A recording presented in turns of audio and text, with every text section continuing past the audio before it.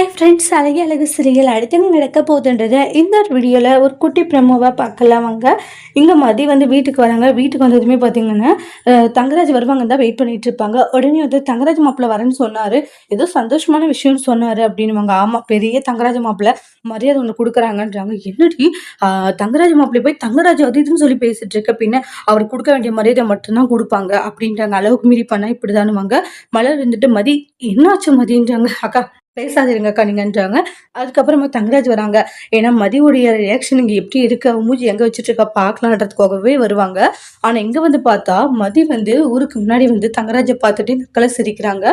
உடனே வந்து தங்கராஜ் இருந்துட்டு என்னவா மதி இந்த ஸ்வீட் எடுத்துக்கோ, என்ன சந்தோஷமான விஷயம் அப்படின்றாங்க. அதுவாம்மா அப்படின்னு சொல்லிட்டு வேற ஒன்று சொல்லி சமாளிக்கிறாங்க. உங்களுக்கு அசிங்கமா இல்லை அப்படின்றாங்க. எல்லாரும் ஷாக் ஆகுறாங்க. ராகவ இருந்துட்டு ஏய் மாப்பிள்ளையை பார்த்து என்ன பேசிட்டு இருக்கா, ஆமா பெரிய பொல்லாத மாப்பிள்ளை பாருங்க, அவருக்கு மரியாதை வேற கொடுத்து நடந்துக்கணுமோ அப்படின்றாங்க. சே, இவருக்கெல்லாம் என்ன மரியாதை வேண்டி கிடக்குன்றாங்க. இவர் என்ன கேவலமான காரியம் பண்ணியிருக்காரு தெரியுமான்றாங்க. சுரேஷ் இருந்துட்டு மாமாவை பத்தி என்னென்ன பேசிட்டு இருக்கேன்னு வீடியோ காமிக்கிறேன், பார்த்துட்டு அப்புறம் வந்து உங்க மாமாவை பத்தி சப்போர்ட் பண்ணி பேசுங்கன்றாங்க. அந்த வீடியோ காமிக்கிறாங்க.